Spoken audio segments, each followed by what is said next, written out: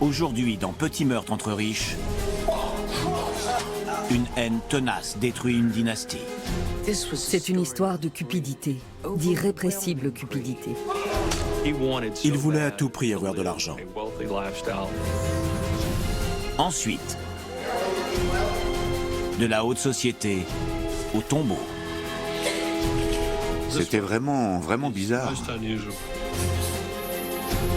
J'ai quelque chose à vous dire. Ils avaient des grilles pour dissuader les cambrioleurs. Ils avaient des systèmes de sécurité.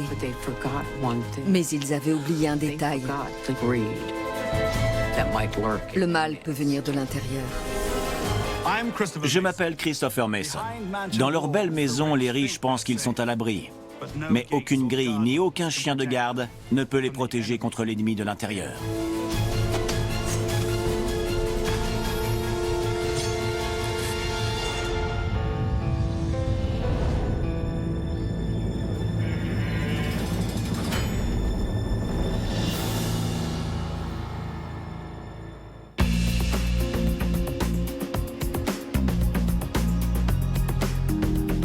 En haut d'une colline de Fort Worth, au Texas, se dresse une rutilante forteresse. La banlieue chic de Westover Hills, où les pelouses impeccables se confondent avec le gazon du golfe de Rivercrest. Westover Hills est une banlieue riche. Tous ceux qui ont envie de devenir quelqu'un rêvent d'y vivre. Ces demeures abritent certaines des personnes les mieux payées des États-Unis. PDG, promoteurs immobiliers et grands chirurgiens.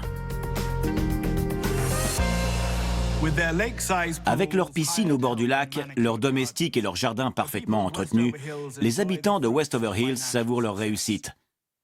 Mais certains n'ont pas besoin de gagner d'argent. Ils sont riches depuis des générations et vivent de leur rente. C'est le cas de la famille Koslow. Jack et Karen Koslow habitaient un hôtel particulier de 370 mètres carrés. Karen descendait de la royauté texane. Sa famille possédait de nombreuses actions pétrolières. Jack était très riche aussi. Il faisait partie du gratin de Fort Worth. Jack a une fille adoptive d'un précédent mariage, mais qui vit avec sa mère. Sans aucun enfant à la maison, Jack et Karen profitent de leur vie de riches retraités. Ils s'adonnent à leurs loisirs la journée et aux mondanités le soir. Jack est un golfeur passionné et Karen aime la décoration florale. Elle est la marraine d'une association d'aide aux enfants hospitalisés et de la Ligue américaine contre le cancer. Ils sont tous deux amateurs de culture. Ils soutiennent l'orchestre symphonique et le ballet de Fort Worth. Ils étaient faits l'un pour l'autre. Il était brillant, elle était issue d'une grande famille. La vie semblait leur sourire. Mais tout bascule le 12 mars 1992 à 3h41. Qui est là? Le voisin des Koslow reçoit une visite inattendue. Aidez-moi, Qu'est-ce qui s'est passé? appelez la police. Ma femme, elle a été assassinée. Oh non! Il était couvert de sang. Il était à peine reconnaissable. La police se précipite au domicile des Koslow. Mais Karen est morte depuis plusieurs heures. Alors, ça donne quoi? Elle a la gorge tranchée et un couteau ensanglanté est posé à côté d'elle. Elle a visiblement reçu de nombreux coups qui semblent avoir été portés avec une pince à levier. Mais aucune arme de ce type n'est retrouvée sur place. Il y avait énormément de sang partout. Nazim Pirwani, le médecin légiste, est frappé par la violence de la scène de crime. J'ai traité des milliers d'affaires, mais rarement d'une pareille sauvagerie. Un tel degré d'acharnement, c'est inhabituel. Pour lui, une telle brutalité suggère un crime passionnel. Souvent, quand une femme est assassinée, c'est le conjoint qui est le coupable.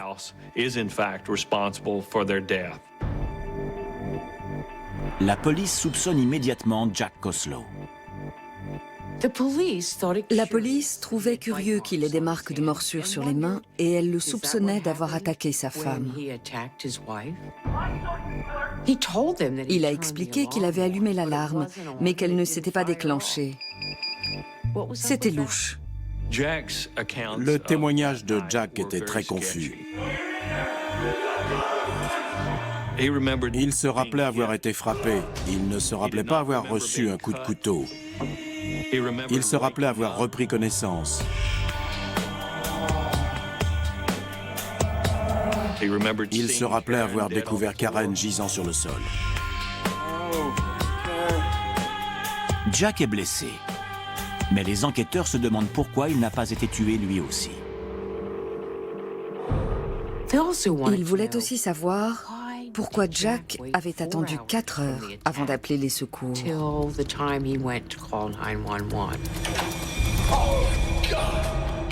Et pourquoi il ne les avait pas appelés depuis son domicile? À la place, il est allé chez un voisin. Détail encore plus troublant.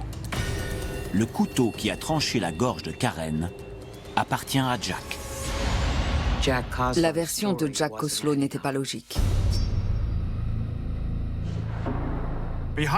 Derrière les murs de leur superbe demeure, les Koslow jouissaient d'une luxueuse intimité.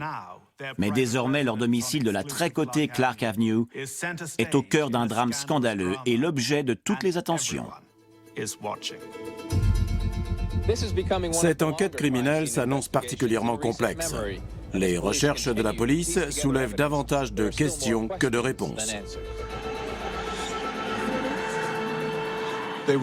Ils faisaient déjà beaucoup parler d'eux, mais après ce drame, c'est devenu un véritable feuilleton. Le reporter Jack Douglas suit l'affaire et les rumeurs. Toutes sortes de bruits couraient. Ils se seraient disputés la veille au soir, leur couple battrait de l'aile.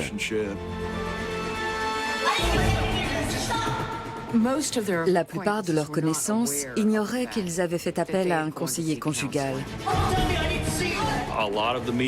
Jack était dans la ligne de mire des médias.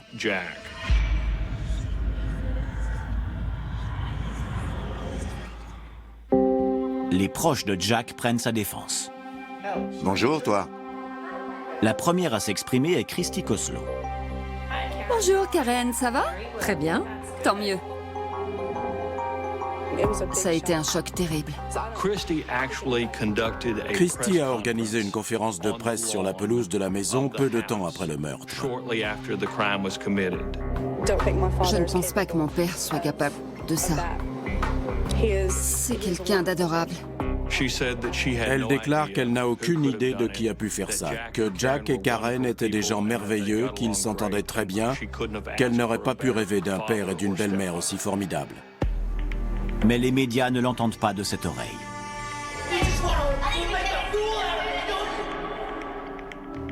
Jack a perdu les pédales. Et il s'en est pris à sa femme. Il l'a battue à mort, il lui a tranché la gorge.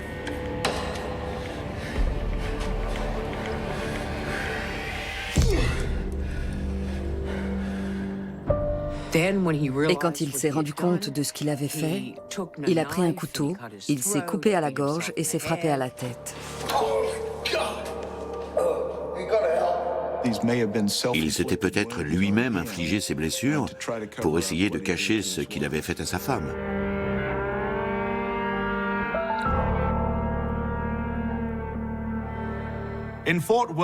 Au tribunal de l'opinion publique de Fort Worth, Jack Koslow semble destiné au couloir de la mort. Et je peux vous assurer que lorsqu'on occupe une position élevée dans la société, la chute est vraiment brutale. Jack est un assassin, Karen est morte. Les Koslow sont tombés bien bas. Les gens ont été choqués de voir Jack Koslow à l'enterrement de sa femme. Que faisait-il là? Il avait un sacré culot. Et l'assistance n'est pas la seule à le penser. Les policiers étaient convaincus de la culpabilité de Jack. Ils attendaient juste qu'on leur donne le feu vert pour aller l'arrêter pour le meurtre de sa femme. Et un jour, le téléphone a sonné. Et les certitudes de la police volent en éclats.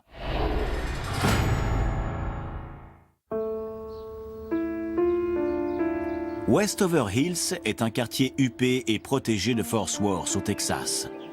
Ses habitants y coulent des jours paisibles, rassurés par un taux de criminalité presque nul. Mais l'année 1992 fait exception à la règle.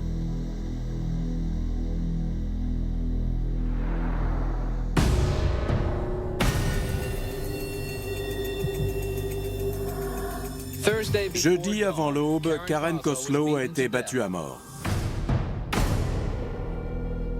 Le meurtre de la célèbre héritière Karen Coslow ébranle toute la communauté et s'avère d'une extraordinaire brutalité. C'était un massacre. Elle n'a pas simplement été tuée, elle a été torturée.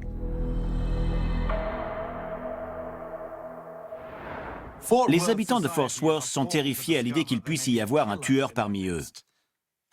Tout le monde soupçonne le mari, Jack Coslow. Celui-ci jure que 2 agresseurs inconnus sont responsables du drame, mais les enquêteurs pensent qu'il ment. Puis, près de 2 semaines après le meurtre, la police reçoit un appel.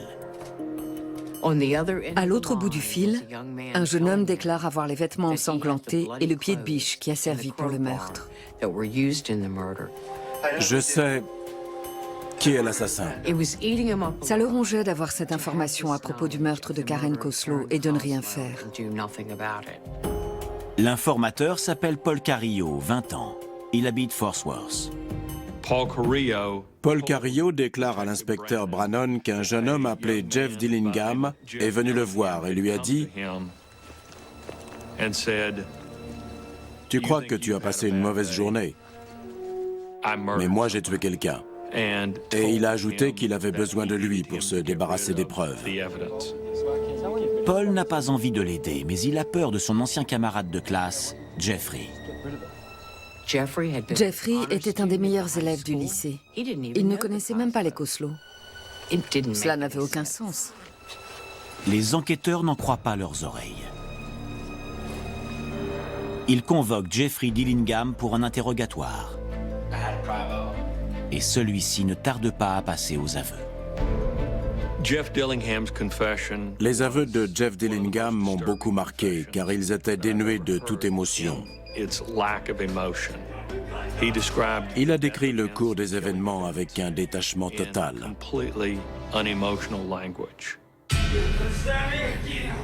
Ne bougez pas ou je tire. Sortez du lit. Allongez-vous. La ferme-toi. Allongez-vous. J'avais la pince. Je l'ai utilisée contre la femme. Les coups qu'elle a reçus à la tête lui ont brisé le crâne et la mâchoire.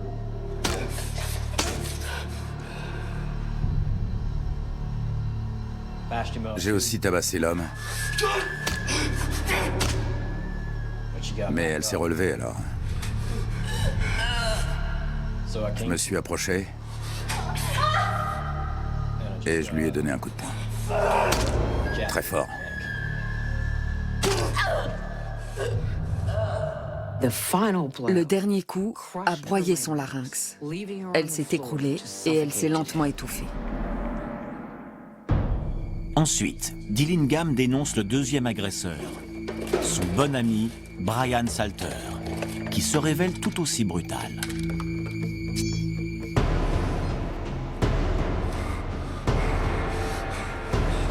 Prends ça. Comme si cela ne suffisait pas, alors qu'elle était déjà morte. Brian s'est mis à califourchon sur elle. Il a pris un couteau et il lui a tranché la gorge. Brian Salter est à son tour mis en garde à vue. La police tient les meurtriers. Mais qu'est-ce qui a pu les pousser à commettre un crime aussi atroce? 2 choses seulement avaient disparu. La montre de Jack et 120 $ en liquide. C'est dérisoire quand on sait toutes les richesses que renfermait cette maison. Le vol n'était pas le mobile. Ils ont sans doute été payés pour tuer. Jack est-il le commanditaire?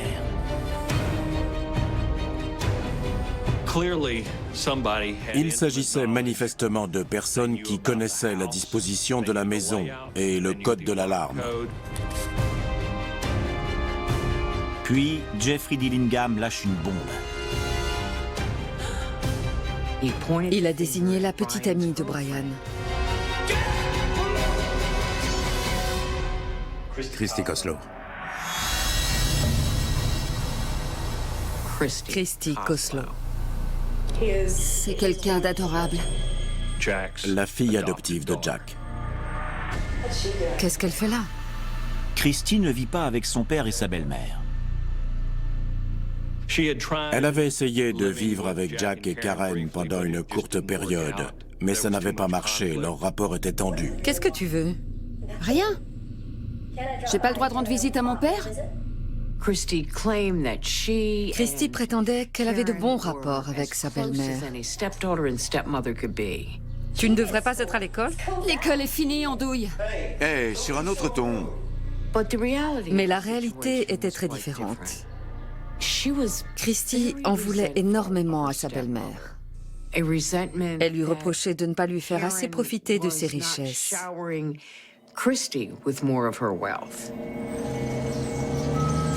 Christy vit avec sa mère, Paula, l'ex-femme de Jack. Elles habitent une petite maison confortable. C'est trop injuste. Mais pour Christy, c'est un affront. On vit dans un taudis. Christy Koslow est une enfant pourrie, gâtée. On mérite beaucoup mieux que ça, maman.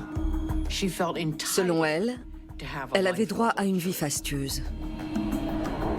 Mais comment une adolescente trop gâtée peut-elle se transformer en implacable meurtrière?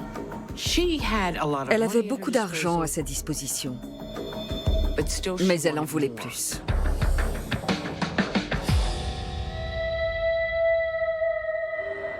Christy fait ses calculs. 2 millionnaires morts égale un énorme héritage. Mais comme beaucoup d'enfants gâtés que j'ai rencontrés, Christy n'a aucune envie de faire elle-même le sale boulot. Christy savait très bien manipuler Brian Salter. Elle faisait de lui ce qu'elle voulait. Brian Salter toucherait sa récompense en épousant Christy et il vivrait heureux avec l'argent de l'héritage de Christy. Chérie, j'ai trouvé ma voiture. Brian et Christy fantasmaient tellement sur cette future vie qu'ils avaient déjà commencé à regarder les voitures et les maisons. C'était une histoire de cupidité, d'irrépressible cupidité. Et ils étaient prêts à tout pour toucher un butin qu'ils estimaient à 12 millions de $. Il faut traverser le jardin et passer par la porte de derrière. Voilà le code de l'alarme. Et elle n'a pas eu besoin d'insister beaucoup pour convaincre Jeff Dillingham. On va se faire combien? $1 million.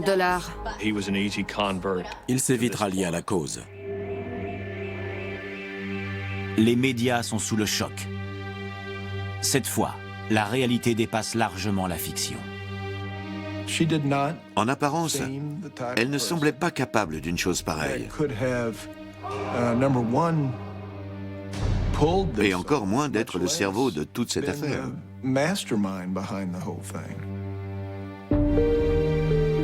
Il y a une chose que l'on apprend vite au contact des gens riches.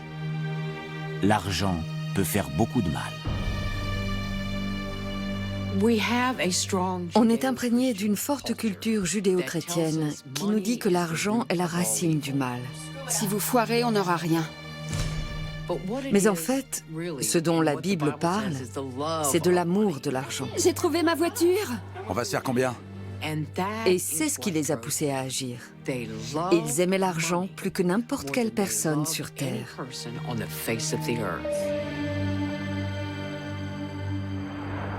Un sermon touchant, mais qui laisse Christy de marbre. La jeune femme préfère l'amour à la religion. Christie essayait de se faire passer pour une Robin des Bois des temps modernes, qui volait aux riches pour donner aux pauvres. Jack est anéanti. Sa femme a été sauvagement assassinée et il a échappé de peu à la mort. Il a d'abord été suspecté, puis il a découvert que sa propre fille avait tout manigancé. L'heure de la revanche a sonné. Il était tellement indigné qu'il a demandé au procureur et au jury la peine de mort pour Christy Koslow. Le tribunal estime que Christie a besoin de temps pour réfléchir à son crime. Elle est condamnée à perpétuité et n'aura pas la possibilité de demander sa libération conditionnelle avant 2027. Christy Koslow avait une famille, un fiancé et un niveau de vie plus élevé que la moyenne. Mais elle en voulait plus. Une belle maison, des domestiques et les bijoux de sa belle-mère. Et qu'a-t-elle aujourd'hui? Une cellule de prison, un bracelet électronique et plus un seul ami. Aujourd'hui au moins, elle sait ce qu'est vraiment la pauvreté.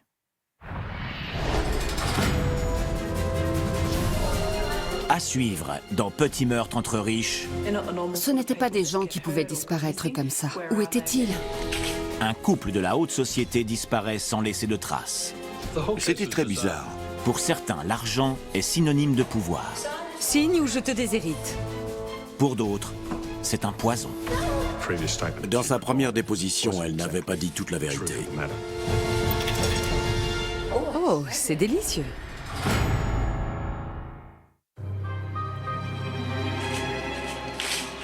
On ne voit pas qui pourrait leur vouloir du mal. Melbourne, en Australie, le 10 avril 2002. On est sans nouvelles depuis 6 jours. On est très inquiets. Les enfants de la riche famille Wales lancent un appel désespéré. S'il vous plaît, contactez la police. Leur mère et leur beau-père ont disparu. Ça ne leur ressemblait pas de ne pas donner de nouvelles.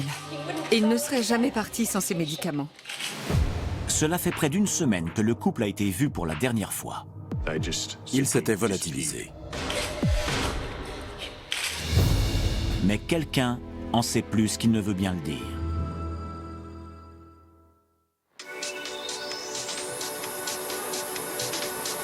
À la fin du 19e siècle, Melbourne, en Australie, était la ville la plus riche du monde et la perle de l'Empire britannique.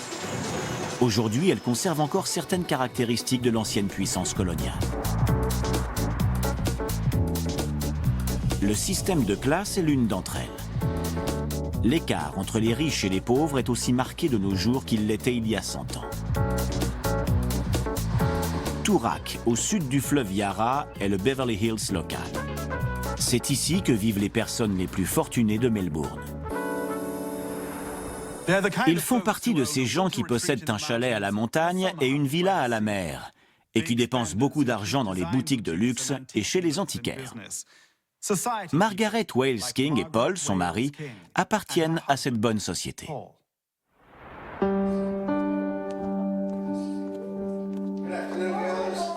Margaret et Paul vivaient dans une banlieue huppée. Ils habitaient un magnifique hôtel particulier et roulaient en voiture de sport. Ils possédaient aussi une ferme sur la péninsule de Mornington, un lieu de villégiature très prisé. Paul est un directeur d'agence publicitaire à la retraite. Margaret, elle, vit de ses rentes. La journée, elle allait au club de bridge où gérait son portefeuille d'actions. Et elle possédait une collection de bijoux estimée à plusieurs centaines de milliers de dollars. Margaret et Paul appartenaient à la haute société de Melbourne. Margaret a 5 enfants de son premier mariage. 3 filles, Emma, Prudence et Sally, et 2 garçons, Damian et Matthew. Et il ne manque de rien. Les enfants avaient tous des parts dans des multinationales et ils étaient à l'abri du besoin. Le père de Margaret, R.J. Lord, possédait une grosse entreprise de travaux publics qui a construit la quasi-totalité des rues de Melbourne. À sa mort, il a laissé une petite fortune à sa fille.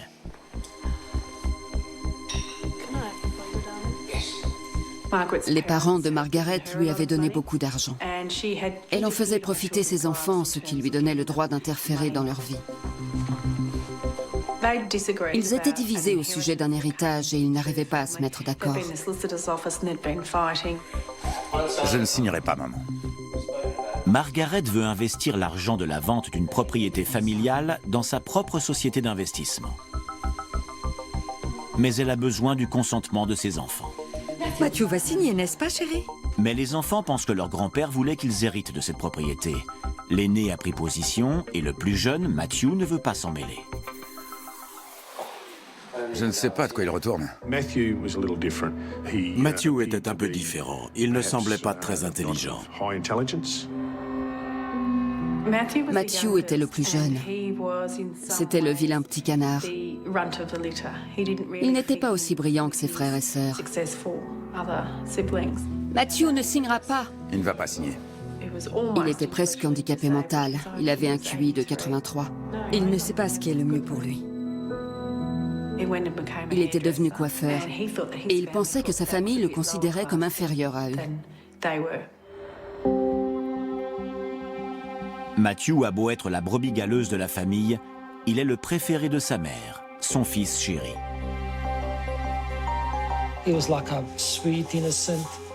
C'était juste un jeune homme gentil et innocent. L'ancien employeur de Matthew, Peter Sango, se souvient que Margaret s'inquiétait toujours pour son fils. Il était là depuis un mois, quand sa mère est venue pour me dire que si j'avais des problèmes pour le garder comme employé, elle m'aiderait à payer son salaire. C'est très courant dans les familles aisées. L'argent donné à un enfant est considéré comme de l'amour en moins pour les autres. Mais Margaret se rend-elle compte du mal qu'elle fait ? Il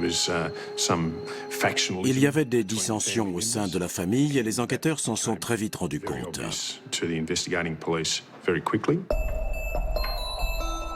L'inspecteur Brian Rix est un enquêteur chevronné et il a un mauvais pressentiment concernant cette affaire. Quand des millionnaires disparaissent, il s'agit souvent d'un acte criminel. Une cellule spéciale avait été constituée. Elle travaillait en étroite collaboration avec la brigade criminelle.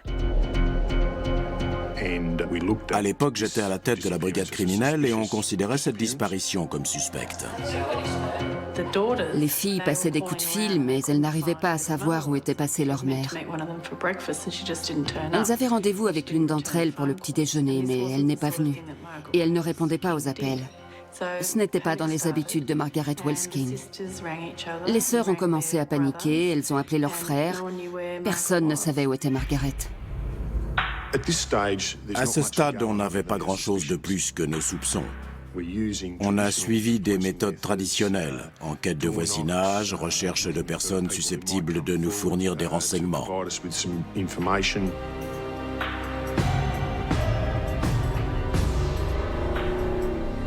Ils ont interrogé tous les frères et sœurs sur leur emploi du temps le soir de la disparition. Ils ont aussi interrogé les maris et les femmes. Le couple a été vu pour la dernière fois lors d'un dîner chez Matthew et son épouse, Maritza. Ils ont dit qu'ils allaient bien, qu'ils avaient passé une bonne soirée et qu'ils étaient repartis au volant de leur Mercedes grise. La police examine les comptes bancaires de Margaret et Paul à la recherche d'éventuelles opérations. Ils n'ont rien trouvé. Aucun achat, aucun débit de carte bancaire, aucune facture d'essence, rien. Comme aucune rançon n'est demandée, la police écarte l'hypothèse de l'enlèvement. Puis, 5 jours après la disparition, les enquêteurs font une découverte. La Mercedes grise de Margaret.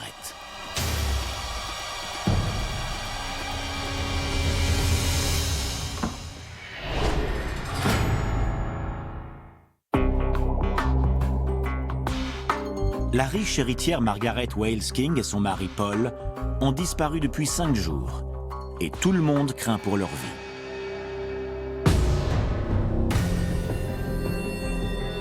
La police trouve leur voiture abandonnée et appelle Damian, le fils aîné, sur les lieux.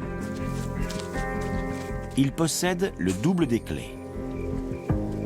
Sait-il ce qu'il y a à l'intérieur du coffre?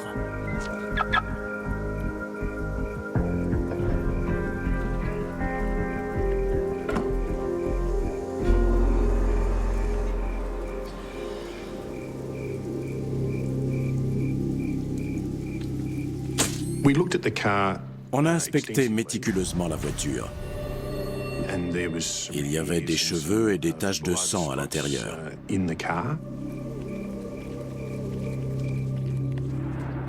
Cette enquête dépasse désormais les compétences du service des personnes disparues. La brigade criminelle prend le relais.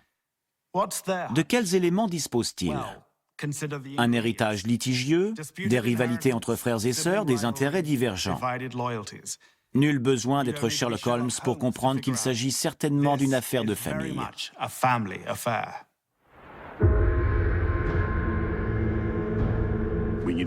On a interrogé tous les membres de la famille.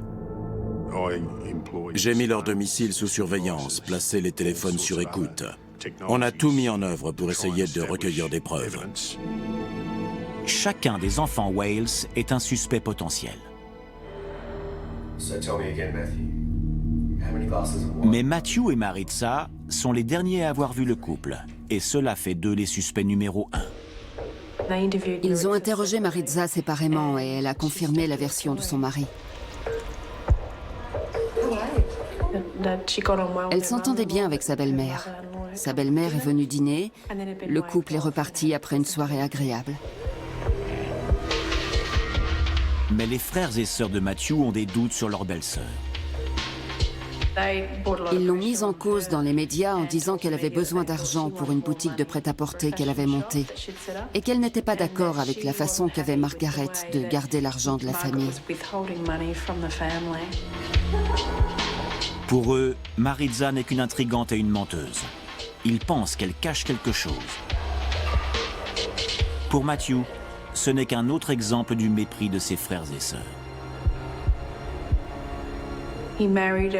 Il avait épousé une femme d'origine chilienne dont les parents étaient immigrés. Il pensait que ses frères et sœurs considéraient qu'il n'avait pas réussi aussi bien qu'eux. Ses relations avec ses frères et sœurs sont très intéressantes. Ils ont des rapports conflictuels. L'expert psychologue Ian Joblin est intrigué par le mode de fonctionnement de la famille Wales. Il pense que les frères et sœurs de Matthew ne sont pas les seuls à avoir une dent contre Maritza. Sa mère n'approuvait pas ce mariage, ni le milieu dont venait Maritza. Quand les enquêteurs l'interrogent, Margaret était sous traitement? Matthew rechigne à parler. Mais les policiers ont un mandat pour fouiller son domicile. Et ils sont sur le point de découvrir une chose que le couple de suspects pensait avoir effacée.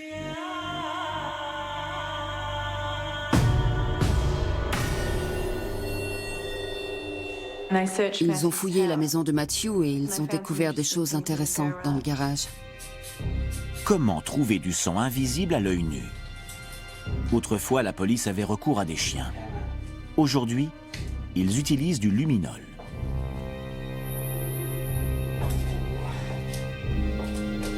Regarde ça. Il y avait des traces de sang sur le sol que le luminol a mis en évidence. C'est un grand pas. Mais si le luminol prouve la présence de sang, il ne peut en aucun cas nous dire à qui ce sang appartient. À ce moment-là, il ne faut pas oublier qu'on n'avait pas de cadavre. Mais cela ne va pas durer.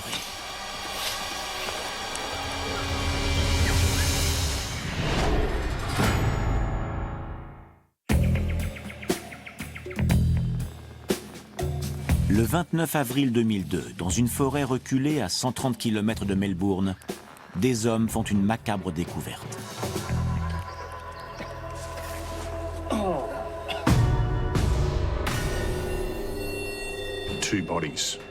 2 corps, allongés face contre terre et enterrés dans une tombe peu profonde, recouverte d'une piscine gonflable et de divers objets comme des briques et des chaînes. Il y avait les lunettes de la femme. Et elle portait un énorme diamant à son doigt. Les enquêteurs n'ont aucun doute. Il s'agit bien des corps de Margaret et Paul Wales King. On les a identifiés grâce à la description de leurs vêtements.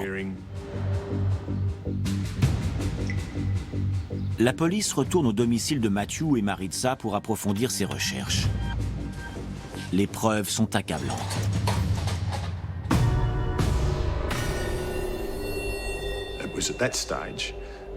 C'est à ce moment-là que l'étau de la police s'est resserré autour de Matthew et Maritza.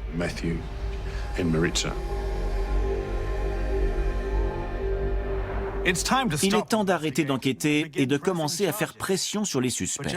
Mais juste au moment où la police s'apprête à changer de stratégie, Maritza hisse le drapeau blanc. Maritza déclare qu'elle a quelque chose à leur dire. Maritza cache un terrible secret. Et elle ne peut plus le garder pour elle. J'avais pas le choix. Son mari est un meurtrier. Elle leur dit ce que Matthew a fait, ce qu'elle a vu et tout ce qu'elle a sur le cœur depuis cette nuit-là.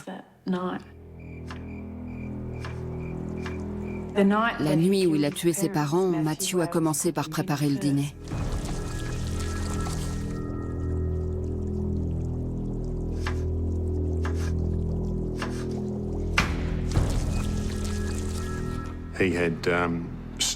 Il avait volé des cachets pour l'hypertension. Il les a écrasés et il les a mis dans la soupe pour les endormir un peu, pensant que ce serait plus facile de les tuer.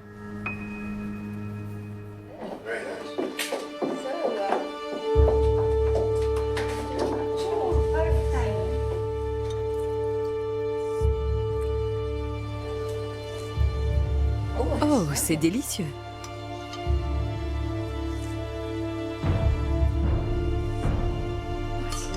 Cette soupe est délicieuse, n'est-ce pas, Paul?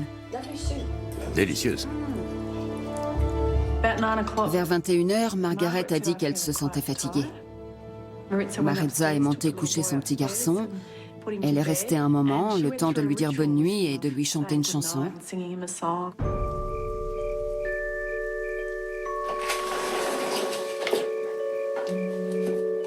Il les a raccompagnés à la porte, il les a laissés passer devant lui.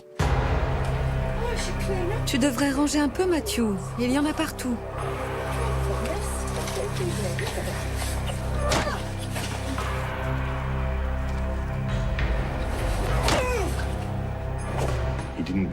Il ne voulait pas salir la maison. Il les a tués dans le jardin. Personne ne s'y attendait. Ni la famille, ni même la femme de Matthew. Retourne à l'intérieur. Retourne à l'intérieur. Tous se demandent ce qui a bien pu lui passer par la tête. J'avais pas le choix. Écoute-moi, ça va aller. Ça va aller. Il n'avait pas réfléchi à ce qu'il ferait des corps. Il les a laissés dans le jardin toute la nuit. Ensuite, il les a traînés jusque dans le garage pour les cacher. Et la vie de famille a suivi son cours, malgré ces 2 cadavres dans le garage. Mais comment ce fils chéri a-t-il pu tuer sa mère de sang-froid? Il avait la belle vie aux yeux de beaucoup de gens. Il avait beaucoup d'argent.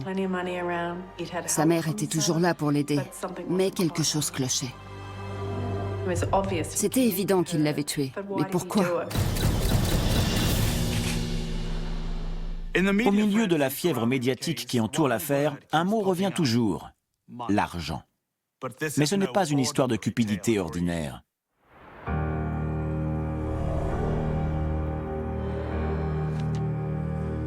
Signe, Matthew. Il n'a pas agi sur un coup de tête. Ce n'est pas arrivé parce qu'il avait besoin d'argent. Signe ou je te déshérite. Ce qu'il ne supportait plus, c'était sa façon d'utiliser l'argent pour obtenir ce qu'elle voulait de ses enfants.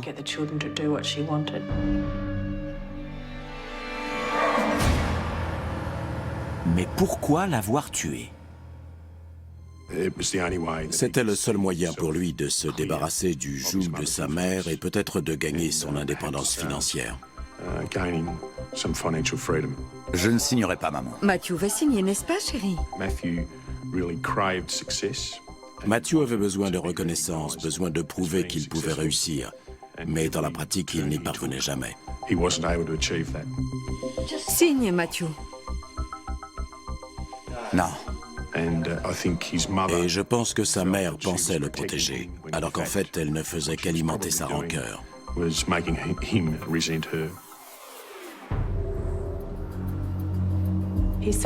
Il s'est assis et il a parlé pendant près de 2 heures aux policiers qui l'interrogeaient.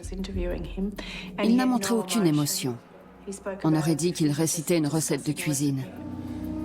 Elle utilisait l'argent pour faire pression.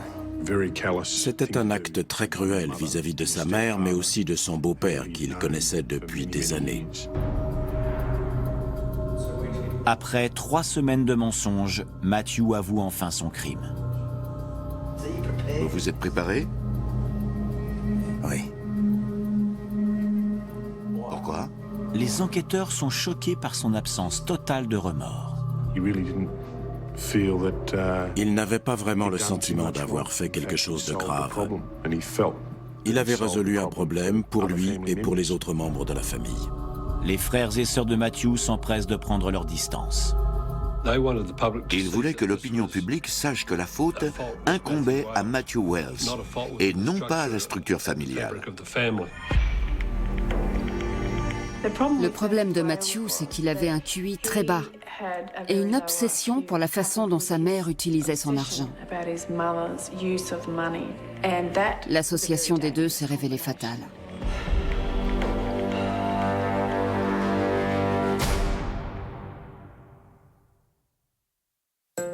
Par une cruelle ironie, ce sont souvent les gens qui ont le plus d'argent qui mesurent le plus mal son pouvoir.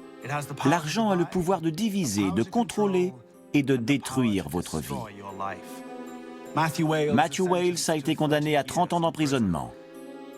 Derrière les barreaux, il a au moins enfin gagné son indépendance financière, en coupant les cheveux de ses co-détenus pour la modique somme de $6 par jour. Christy Coleslow et Matthew Wales, 2 enfants privilégiés mais torturés. Leur superbe demeure cachait des vies brisées. L'argent était là pour les aider, mais à la place, il les a asservis. Ils sont nés innocents et ils sont devenus l'ennemi de l'intérieur. À bientôt pour un prochain épisode de Petits meurtres entre riches. C'était Christopher Mason.